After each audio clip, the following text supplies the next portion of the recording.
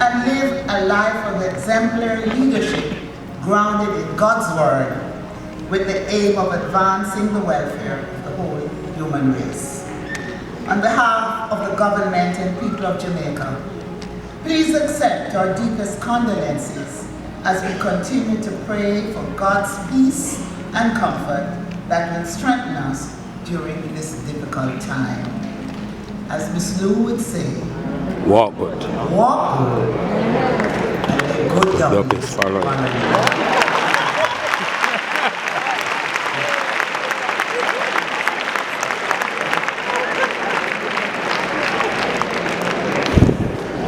Good afternoon, everyone. Bonjour. It's quite the moment standing in front of you here today. I'm Mitzi Hunter, the MPP for Scarborough-Guildwood.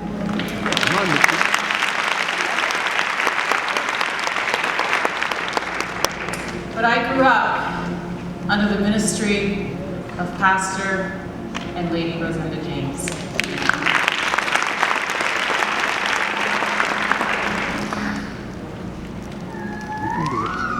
It was 2 decades ago that I first came to Revival Time Tabernacle on Dufferin Street. I was invited to attend the Women's Conference in October. And I was searching. I had just lost my father earlier that summer. And I needed a place to find healing and hope. And I found that.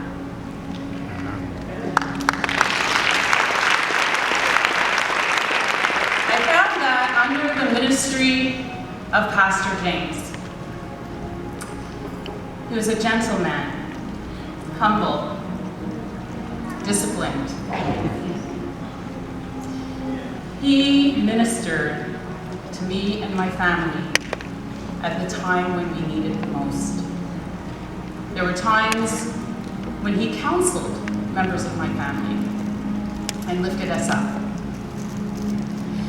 And getting to know Pastor James was indeed a joy. And everyone has talked today about his dedication and his commitment to youth. But there was nothing like being part of his youth ministry. All right.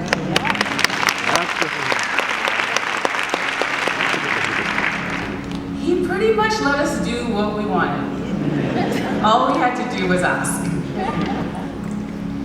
You know, Caravan Weekend, everyone knows. Pastor James allowed us to have a concert outside so that the young people would have something fun to do.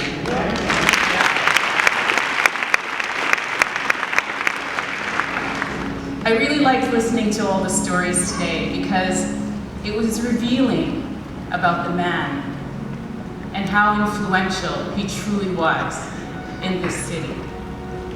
We talk about Revival Time Tabernacle as the Gateway Church of Toronto.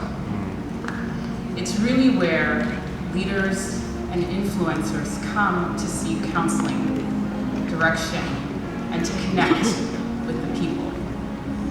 I really enjoyed your story, Justice Tulloch, because if you think calling pastor and saying you wanted to be a lawyer, well, I called him when I wanted to be a politician. And he said to me, Mitzi, you have our support. The church is with you. We will continue to pray for you. And I felt that because Pastor James was my covering pastor. And I remember in 2013, when I won my first election, a beautiful card arrived, signed by the members of the church, with well wishes, words of wisdom, prayers, and encouragement. And I always felt that. Anytime I was in a room with Pastor James, no matter the room, he would always pull me to sit beside him, and we would have words. He You remember his 80th birthday. He was on stage, but he pulled me, and we had a conversation. There's a photo of him in the program book with Prime Minister Justin Trudeau, and I can tell you that sitting at his table beside him, he was right there. I enjoyed that relationship with my dear pastor, because he indeed became that earthly father who always greeted me with a warm embrace and an open heart. So, Pastor, I miss you. I truly do. But I know that your legacy will live on through the people that you've touched, through the youth that you've inspired, through the churches that you have planted, and the legacy that you have left. To the family, to my dear friends, Janelyn, Judith, AJ, and your families. To Lady Rosenda James, a rose like no other. That's right.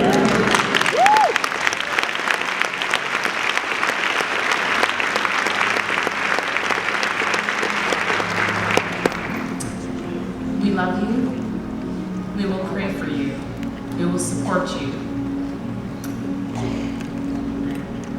Psalm 24, 8-10. Who is this King of glory? The Lord, strong and mighty.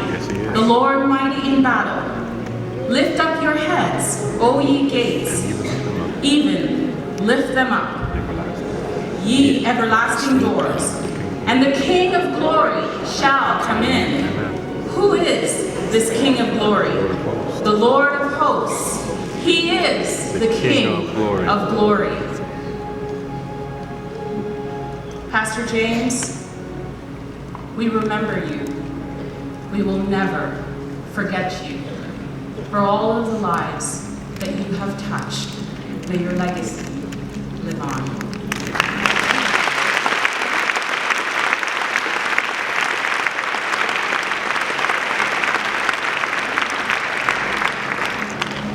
Good afternoon, everyone. It's truly an honor and a privilege for me to be here today on behalf of the Ontario government to recognize a distinguished member of our community whom we lost very recently. It's with great sadness that I learned of the death of Reverend Audley James on July 20th of this year. Reverend James was a remarkable leader in Toronto's Black community who led an incredible life. He was a devoted pastor and leader who headed one of the city's largest Christian ministries. Reverend James was a champion of the community and a spiritual warrior, always fighting to make things better for those around him. As a spiritual warrior, he challenged the dreams of fear, lies, false beliefs, and judgments that create suffering and unhappiness. He fought many battles trying to bring clarity and awareness about the truth. He showed us the strength of faith and the power of unconditional love. He was an immense advocate for the community, always speaking passionately on urban issues and always doing whatever he could to make sure our children and youth could live a better and more fulfilled life. He knew how important it was to build a future for our children, so that they could be afforded every opportunity to make things better for their children and their children's children. Born in Jamaica, Reverend James arrived in Canada in 1969 and continued to devote his life to God and to the church so that he could make things better for those around him. I actually had the chance to meet Reverend James a number of times. I remember meeting him one time, a few times actually, and he always had the gospel in his hand. He always began our meetings. I was a lawyer back then. Yes, a lawyer. We would meet, and he always had a Bible, by the way, all the time. I never saw him without the gospel in his hands. But we would always start with a prayer, and I always found it so enriching and so calming to be able to begin our meetings in that way. I also would speak to him often about my time in Jamaica, and I would see his eyes light up. He was so passionate about his homeland. And that's something that we shared, that the times that I spent down here, the times that we spoke about. It was truly a great experience. He always, as I said, was really, really passionate about his homeland. And he was also a person that believed. We worked together on a few things, and I'll never forget the one time that he called me. The roof at the church had blown off, had gotten damaged in the storm. He said, "Michael, what are we going to do?" I said, "Pastor, we have insurance." He said, "We do?" I said, "Yes, we have insurance. Let's call the insurance and get the roof fixed." When I became Minister of Community Safety and Corrections, we spoke. We spoke a lot about what we needed to do to make Toronto, to make the province a better place. And he always kept me in his prayers. He told me, "God will guide you, God will give you strength." And thanks to him and thanks to Mr. Justice Tulloch, we had many conversations about things that had to be done. And along my journey, after passing through another ministry, I became most recently the Minister of Mental Health and Addictions. And we all know that a lot of the causes relating to guns and gangs has to do with underlying systemic issues that need to be addressed. Homelessness, education. These are the issues that Pastor James would speak to me about. And I know that as I developed in this ministry and was spending more time, I was looking forward to going back to him and being able to share more thoughts and direction as to how we were going to move forward. I didn't know that he was sick, so it was quite a shock to me to find out that he passed away.